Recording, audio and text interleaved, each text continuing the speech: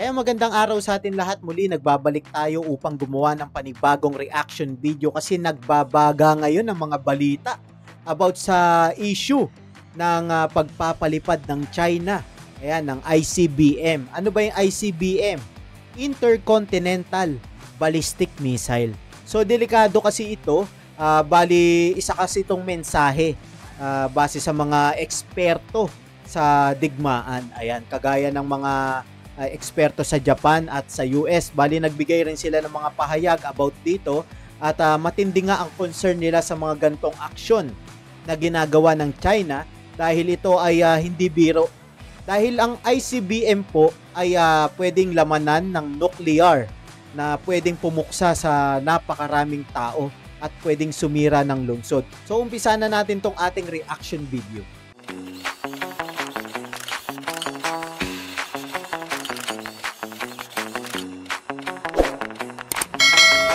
Bali dito, makikita natin na in-interview si Secretary of Defense Gibo Teodoro. Ayan, so panoorin natin to. Ng arms race pagkatapos sila naman nauna. Ay mukhang hiwalay yung dila. Binueltahan ni Defense Secretary Gilberto Teodoro Jr. ang pangungwestiyon at paratang ng China na umano'y arms race o pakikipagpaligsahan ng Pilipinas sa pagkakaroon ng military weapons. Sa isang panayam sa pagbubukas ng ADAS 2024 o Asian Defense and Security Exhibition sa Pasay City, sinabi ni Secretary Teodoro na walang pakialam ang China sa ginagawang pagpapalakas ng Pilipinas ng defense capabilities nito. Tama. Wala dapat talagang pakialam. Kasi ito ay para sa kaligtasan ng bawat mamamayang Pilipino. 'Di ba? Kasi bakit sila may ngelam dito? 'Di ba? Hindi naman nila tayo hawak, hindi naman nila tayo nasakop eh. Dapat hindi sila naingelam rito dahil ito ay sa kapakanan ng bawat mamamayang Pilipino.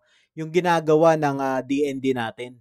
Giit pa ng kalihim na walang dapat ikaalarma ang Beijing dahil kung tutuusin ay mas marami silang armas at mas kumpleto sila sa kagamitan. Tama, isa pa yon. 'Di ba? Kumbaga sa barko nga napakarami nila, daan-daan yung barko nila kumpara sa Pilipinas. Ilan lang yung barko natin, lalo na yung yung Philippine Navy natin, ilan lang yung barko natin dun. Ni fighter jet nga hindi pa tayo umabot ng 50. Oh. Aniya, bago manghimasok ang Beijing sa defense posture ng Pilipinas, ay mauna silang baklasin ang inilagay nilang ballistic missiles at nuclear arsenal at lumayas sa mga inukupan nilang bahura sa West Philippine Sea. Yun, buti naman may nagsalita ng ganito kasi ilang taon na natin hinahangad na merong tumayo 'Di ba? Na magsalita na talagang agresibo rin na matapang, na handang ipaglaban talaga yung bansa natin. Totoo yun, yung sinasabi ni Secretary Gibo. Dapat nilang lisanin yung mga sinakop nilang isla o ginawa nilang isla dyan sa Spratly Island. Yun ang sinasabi ng China. Tayo, dinedepensahan lang natin ang ating sarili.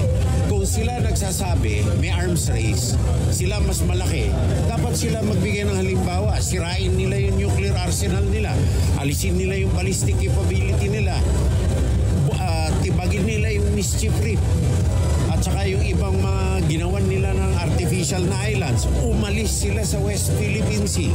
Yun ang gusto natin marinig, umalis sila talaga, dapat. Kasi hindi naman sa kanila yun Diba? Sa Pilipinas yun. Baka nakakalimutan nila, hindi porket wala tayong kagamitan, hindi na tayo lalaban. Diba? Handang ipaglaban ng gobyerno ang bansang Pilipinas. Sa katunayan nga, talagang bumibili sila ngayon, merong mga bagong dating na armas, kagaya nung galing sa Israel noong nakaraang araw, at ang pagkakaalam natin ay tumitingin pa sila ng iba't ibang klaseng barko na pandigma. Ayan. Sinabi rin ng Defense Chief na gumagamit ng reverse psychology ang Beijing, ngunit hindi magpapatinag rito ang Pilipinas. Dapat lang wag tayong magpatinag dahil kinabukasan ng bawat Pilipino ang nakasalalay dito. Before they interfere with our creating a credible deterrent, anyway, we follow international law. Tama. Ba't natin sila susundin? International law dapat ang sundin natin. So I will just repeat that we will do what needs to be done to create a credible deterrent posture. Magugunitang inalmahan ng China ang pag-deploy sa bansa ng MRC o Mid-Range Capability Ballistic Missiles ng Ito kasing mid-range capability ballistic missile na to, ayan, pwede rin tong umabot sa kanila. Kasi nung nilagay yan sa Ilocos, sakop niya yung buong Pilipinas at mga bahagi ng Taiwan at ng China. Aabutin ng missile na to, kaya pinangangambahan nila yun. Kaya nagbigay sila ng mensahe sa pamamagitan ng pagpapalipad ng ICBM nila sa Pacific Ocean. Yun yung pinakamensahe nila. And so panoorin pa natin to. Amerika na may kakayahang puntiryahin ang target hanggang sa mainland China. Noong Abril pa ito dinala sa bansa para gamitin sa training ng mga sundalo at planong pagbili ng kahalintulad na missile system. Wala pa umanong petsa kung kailan ito aalisin sa Pilipinas. Pero kung si Armed Forces of the Philippines Chief of Staff General Romeo Browner Jr. ang tatanungin, mas gusto niyang manatili na lamang sa bansa ang USMRC. Kung ako ang masusunod, no, if I were given a choice, I would like to have the Typhoons here in the Philippines forever. Tama. Dapat nga meron talaga tayo niyan eh. Dapat yan ang pinag-iipunan natin eh. Sa bagay ngayon kasi pinag-iipunan na, dapat noon pa. 'Di ba? So ngayon kasi ang gobyerno natin sa pangunguna ni President BBM talagang determinado na ipagtanggol ang West Philippine Sea na kita nyo naman sa mga tauhan na kinuha niya, talagang handang-handa na ngayon ang ginagawa ay mag-rebuild ng armed force, 'di ba? So bumibili ng mga kagamitang pandigma ang ating bansa ngayon sa pangunguna ng ating presidente na dapat noon pa ginawa para hindi tayo nahihirapan ngayon. Dahil kailangan natin 'yan para sa depensa natin. Talagang malaking advantage yung ano na yon, yung missile na nilagay ng US. Kasi biro mo ba naman, sakop niya yung buong Pilipinas, yung MRC na yon, sakop niya yung buong Pilipinas eh. Madali silang makakapag-launch just in case na sumiklab ang digmaan, 'di ba? Sa Comprehensive Archipelagic Defense Concept ng bansa, nakapaloob sa Horizon 3 ang modernization program ng sandataang lakas ng Pilipinas. Kasama dito ang mga aspetong dapat palakasin, gaya ng cybersecurity at pagbili ng dagdag na mga barkong magpapatrolya sa West Philippine Sea. Kailangan ng malaking pondo para maisakatuparan ito. Ayon kay General Browner, nasa 254 billion pesos ang initial na proposed budget ng AFP. Ngunit natapyasan ito at naging 75 billion pesos na lang. We really need the help of our Congress, of the nation, no? Ito namang Congress na to, hindi pa binigay sa AFP yung budget na kailangan. Para sa seguridad ng bansa yan eh. Bakit nyo tinapyasan pa ng napakalaki? Grabe. Naging 75 na lang, billion na lang. Dapat ay palakasin natin yung ating armed forces. Nang sa gayon, Tapos magrereklamo kayo, hindi kaya ipagtanggol ng mga sundalo natin ng Pilipinas. Kasalanan nyo rin naman pala. ay makabuo tayo ng defensive posture. Kahit gustong-gustuin na ipagtanggol ng mga sundalo ang bansang Pilipinas, kung hindi sila capable sa gamit, sa modernized na mga kagamitan, paano nila gagawin yun? 'Di ba? Bakit nyo tinapyasan pa yan? Dapat ibinigay nyo na lahat bilang pagsuporta sa modernization program ng AFP natin. Para sa atin rin naman yan eh. Credible defensive posture so that we will be able to deter any intentions of any country to violate our sovereignty and our sovereign rights. Samantala, inihayag naman ni Defense Secretary Teodoro na buo na ang desisyon ng pamahalaan na bumili ng multi-role fighter jets. Gayunman, posibleng Dapat lang dagdagan yung fighter jets natin. Kasi kailangan natin yun, malaki yung nasasakupan natin at ipinaglalaban pa natin yung West Philippine Sea. Para naman, kung magkaroon ng dogfight, may bubuga, may backup agad, di ba? Kasi kailangan yan eh. Delikado tayo, lamang na lamang sobra in China, 'di ba? Kung hindi man makatulong agad-agad ang Amerika sa atin, at least meron tayong ibubuga, 'di ba? Kahit papaano. habang pinapasa pa nila yung batas para sa pagtulong sa atin. Matagalan pa ito, depende na rin sa supply. Ryan Lacanlale, UNTV News and Rescue. Diyos ang aming sandigan, serbisyo publiko ang aming pinahahalagahan. Ito naman ang pagkakalam ko, ito taga Japan to eh. Nagbigay rin sila ng pahayag about dun sa pinalipad ng China na ICBM. Senior Advisor to the Minister of Defense, Japan, member of the House of Representatives. Ayan. So pakinggan natin to. When as we are all worrying actually with regards to these aggressive forces that actually wants to change the current setup of the Indo-Pacific region, with regards to this stance, we are also worried on this situation as well. Nagpahayag ng pagkabahala ang isang senior advisor sa Japan Ministry of Defense sa kasulukuyang sitwasyon sa Indo-Pacific region at maging sa isinagawang test fire ng China ng Intercontinental Ballistic Missile o ICBM. Kahapon, ibinalita ng Beijing ang matagumpay nitong pagsasagawa ng publicized ICBM test fire sa Pacific Ocean. Ayon kay Yasuhiro Takami, Senior Advisor to the Minister of Defense, maituturing na seryoso ang sitwasyon sa rehiyon. Tama, totoo yun. Napakaseryosong sitwasyon yan. Kasi kung bakit nasabing seryoso yan, hindi naman yan ginagawa ng China eh. Bakit nila biglang ginawa yan? Bakit sila nagpalipad ng missile papunta sa Pacific Ocean na hindi naman nila karaniwang ginagawa?